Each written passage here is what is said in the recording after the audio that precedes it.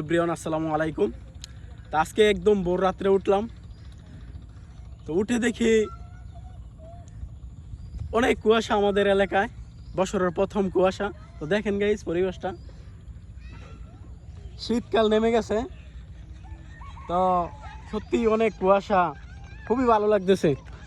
বছরের প্রথম কুয়াশা আর বছরের প্রথম শীত আজকে অনুভব করতেছি।